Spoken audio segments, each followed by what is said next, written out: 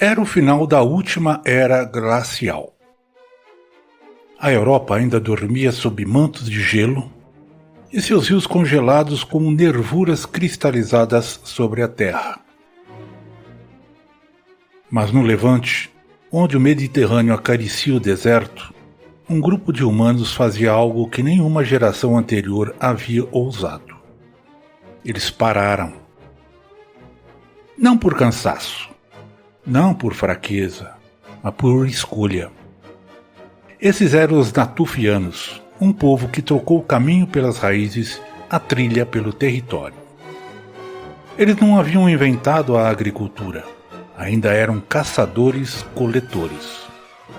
Mas decidiram construir, permanecer, aninhar-se em pequenos vales férteis onde o trigo selvagem balançava ao vento e as gazelas seguiam rotas previsíveis. Imagine, famílias inteiras que antes viviam de migrações sazonais, agora escavavam no solo suas casas, casas essas circulares, delimitadas por pedras. Mulheres que dominavam a arte de colher sementes selvagens passaram a separá-las, guardá-las, esperar o tempo certo para semear. Homens que antes perseguiam oryx e as gazelas em caçadas exaustivas começaram a proteger os arredores. Muros rudimentares de galhos, lamas e pedras surgiram ao redor das aldeias. A revolução não foi barulhenta. Não teve armas, nem teve reis, e foi silenciosa, e duraria milhares de anos. Um sítio em especial, em Imelá, no norte do atual Israel, oferece pistas extraordinárias. Ali, arqueólogos encontraram vestígios de casas permanentes com lareiras internas, fundações de pedras cuidadosamente arranjadas e tumbas escavadas sobre o próprio chão onde se dormia. Em uma dessas tumbas, uma mulher idosa, com sua mão repousando delicadamente sobre um filhote de cachorro. Talvez o mais antigo indício de domesticação do cão, ou, quem sabe, um gesto de amor. Os natufianos não sabiam que estavam mudando o mundo, mas ao escolher permanecer, plantaram a semente de tudo o que viria depois: propriedade, sociedade, agricultura, civilização. Eles inventaram, sem saber, o conceito de futuro. El-Wadi, no Monte Carmelo, não era apenas uma caverna. Era uma oficina social, um experimento coletivo. Lá dentro, os natufianos desenvolveram práticas que revelam uma sofisticação impensável para um povo caçador-coletor. Guardavam ferramentas, cultivavam símbolos, realizavam rituais. Do lado de fora, algo ainda mais surpreendente: terraços agrícolas. Pequenos degraus escavados em encostas, controlando a erosão do solo e acumulando água. Esses terraços seriam usados milênios depois por povos neolíticos. Mas aqui, no fim do Paleolítico, já indicava uma noção de paisagem modificada, algo inédito. No solo encontraram-se sepulturas elaboradas, homens e mulheres com colares de dentes de raposa, adornos de ossos, pingentes de pedra polida. Alguns crânios estavam revestidos de gesso e enfeitados com conchas trazidas do Mediterrâneo. Mas nem todos eram enterrados com esses adornos. Por quê? A arqueologia levanta hipóteses inquietantes. Talvez esses colares simbolizassem mais do que riqueza. Eram status, reconhecimento, memória, os primeiros passos de uma hierarquia. Em 2022, uma análise de 400 esqueletos mostrou algo revelador. 30% apresentavam marcas de desgaste repetitivo nos ossos, compatíveis com tarefas especializadas. Uns trituravam grãos, outros faziam armas. A especialização havia nascido. Junto dela, o conceito de função social.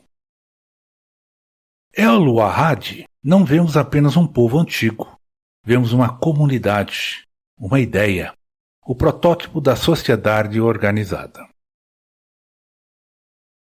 Por volta de 10.800 a.C., o clima enlouqueceu. O planeta, que vinha se aquecendo, mergulhou novamente no frio. O evento ficou conhecido como Younger Dryas. Durou cerca de 1.300 anos. O frio voltou abruptamente, as chuvas cessaram, plantas silvestres desapareceram, rios secaram. Para um povo que havia começado a se fixar, foi uma ameaça existencial. Mas os natufianos não desapareceram, eles se adaptaram. Em sítios como Jericó, camadas arqueológicas revelam uma mudança dramática. A caça de gazelas diminui, enquanto figos, pistaches e leguminosas aumentam. A dieta muda. Eles também ampliam suas rotas comerciais, trocando obsidiana com grupos da atual Anatólia. Obsidiana, uma pedra vulcânica usada para criar lâminas afiadas, mais precisas do que as de sílex. Enquanto outros grupos colapsavam, os natufianos diversificaram. Eles provaram que resiliência não se faz apenas de força, mas de inteligência coletiva. A crise climática se tornou um catalisador de inovação e nos convida a perguntar: se eles resistiram com tão pouco, será que nós resistiremos com tanto? Quando os primeiros grãos de trigo domesticados foram lançados à terra, os natufianos já não estavam ali. Mas cada sulco no solo, cada aldeia, cada técnica eram herança deles. Seu verdadeiro legado não foi a agricultura em si, foi a ideia de permanecer, de construir, recordar, planejar, de ver a terra não como passagem, mas como lar. Com isso, veio o belo e o terrível. O sentido de território, a ideia de propriedade e, inevitavelmente, as desigualdades. Ao abandonarmos a vida nômade, ganhamos estabilidade. Mas o que deixamos para trás? A liberdade? A leveza? Ou apenas um modo de vida que já não era suficiente? As ruínas natufianas não nos dão resposta, mas sussurram perguntas. E são estas perguntas que nos tornam humanos. Do outro lado do tempo, os natufianos observam. E talvez se perguntem se o futuro que ajudaram a semear foi mesmo o melhor que poderíamos colher. Quando os primeiros agricultores do Neolítico plantaram o trigo domesticado, estavam colhendo o que os natufianos semearam. Mas o verdadeiro legado não são as plantas, é a ideia de pertencimento. Será que, ao deixarmos de ser nômades, ganhamos um lar, mas perdemos algo da nossa liberdade ancestral? Se essa história tocou você, compartilhe com quem acredita que o passado pode ensinar o futuro. No próximo episódio, seguimos investigando os alicerces da civilização humana.